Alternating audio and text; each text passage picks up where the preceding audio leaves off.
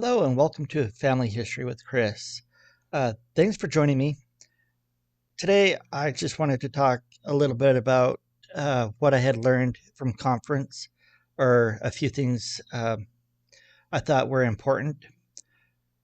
All of it. Okay, so yeah, all of it was important, but um, as far as family history goes, uh, it's all relatable. So um, some things I caught, I particularly liked President Nelson's talk at the end. He's saying, "Why are we building temples?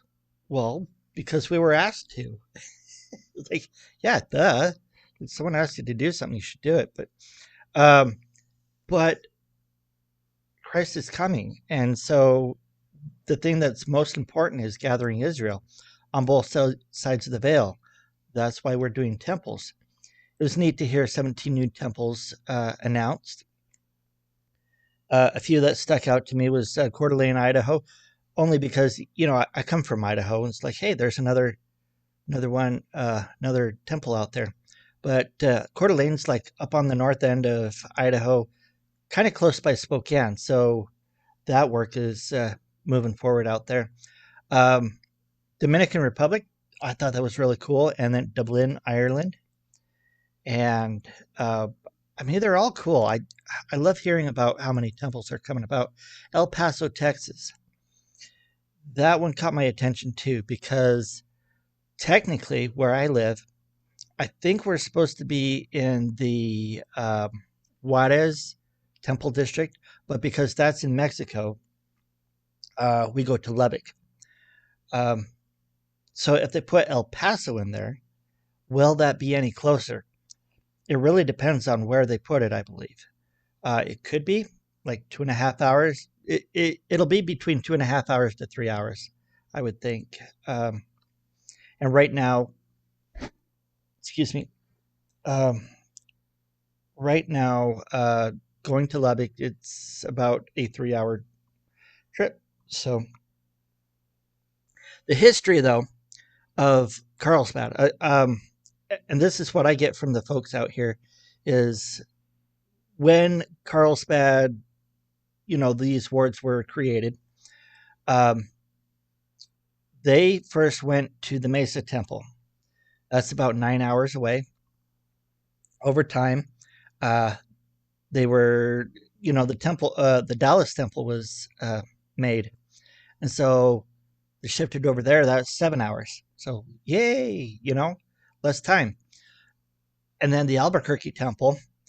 And the fun thing about that is like that's where I got my endowments was in the Albuquerque Temple.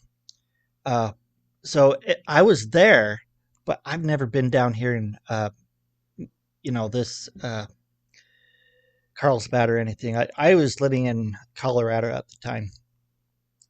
So Albuquerque Temple um, was built 4.5 to 5 hours. Yay! Then the Lubbock Temple, so 3 hours. Now we're going to get the El Paso Temple, possibly. I don't know. It'll depend on what they decide on Temple District and things like that when that time comes. But that's exciting news. Uh, he is coming. So I also thought about the 99 and 1. President Nelson had his 100th birthday, and that's all he wanted was the 99 and 1. I don't know if I have found the one. I feel like I'm still looking for the one. What if the one is someone who is already a member of the Church of Jesus Christ of Latter-day Saints, but has fallen away? Uh, what if it's a family member that, uh, that's going through a hard time? Possibly. I don't know. Um, and for you guys, have you found your one? Are you still looking? I know I am. And then what if it's like one of those people on the other side, because I know the work is going on there too. Um, and they cannot do their work without us doing our work. So it's an ongoing. It's ongoing. Just one big family. We need to help each other, you know. Uh, but I encourage you to continue. If you've already found one, continue. Find another. So, kind of like when I served my mission, you know, I came back. I was thinking, I only baptized 48 people out there, and if you're like anybody else I've talked to is like only 48, huh? Like some people don't even get any baptisms. And honestly, I one thing and I don't know why I'm going through this, but like in my mission down in Venezuela, we have gone from, you know, they were baptized. It's the, wow, just the gospel down in South America is just moving forward like no other. And I kind of hope that that's the way it should go in all parts of the world. But you know, people are different, cultures are different, and stuff like that. So not everybody gets, you know, gets to share and help others get baptized. But down there, we have gone from like baptizing like 500 a month to like focusing on getting 100 families in a month. So yeah, that was a good focus. And we finally did that back in September of 2002. I had a family, but they fell through. I mean, it fell through at the last minute. And you know, I didn't get to be a part of that. But, you know, it's really neat to see the gospel move forward. This is Christ's church, and he is coming back. So I forgot where I was going with that. Um, this is why I ought to take notes, you know. So I'm just going off the cuff of my head. So thanks for listening. Um, so I do really enjoy. I really enjoyed listening to conference, and I can tell it's, you know, time is close, and there's this sense of urgency. And just the other day, I was thinking, it's like, what if he was here right now? You know, and so it just became surreal. It's like, wow, he could be here now. And what did the prophet say? If you want to find him, go to the temple. He's there. So if you're earnestly looking for the Lord, go to the temple. Um, so I I think that's what I'll share with you this time around. I know this is the true Church of Jesus. The Church of Jesus Christ of Latter Day Saints is Christ's church, and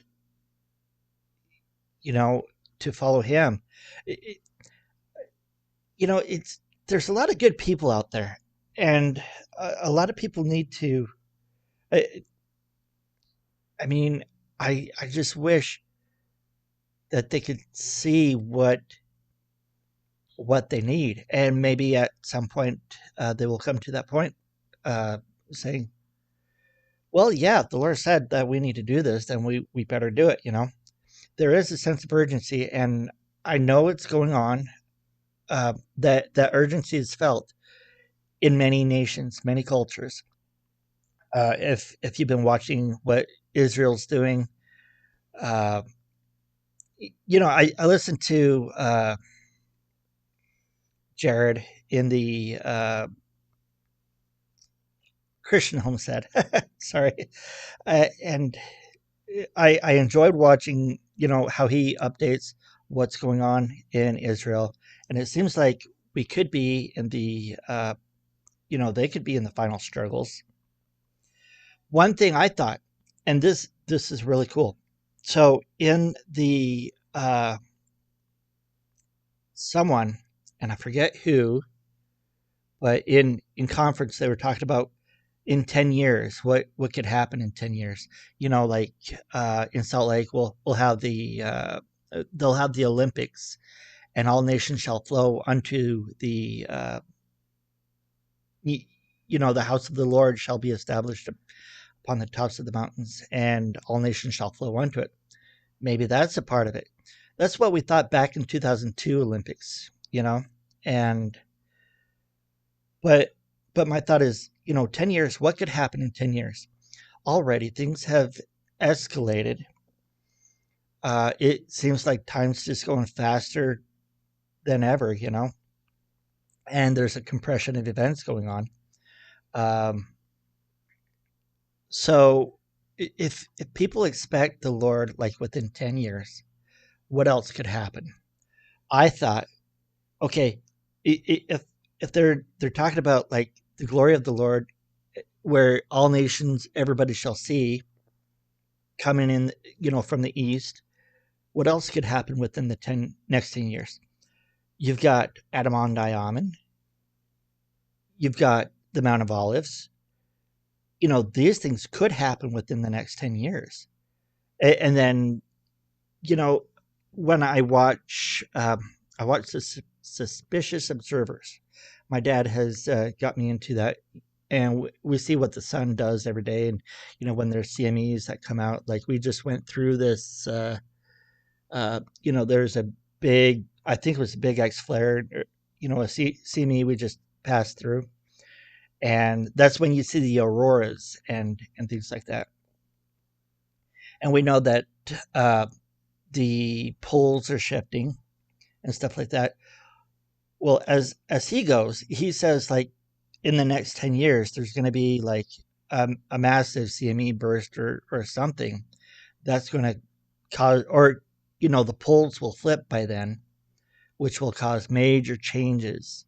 And a lot of the climate changes and things like that we see today, um, could be from the sun. And I need to be careful about saying those words too, because I know those are like hot topic item, but just possibilities. So, uh, yeah, 4 minutes later. Okay, so thanks for watching. Let's see what happens in the next 10 years. Uh, let's continue to look for the one, help others along the way, and with that, I'll catch you next time. Thanks. Bye.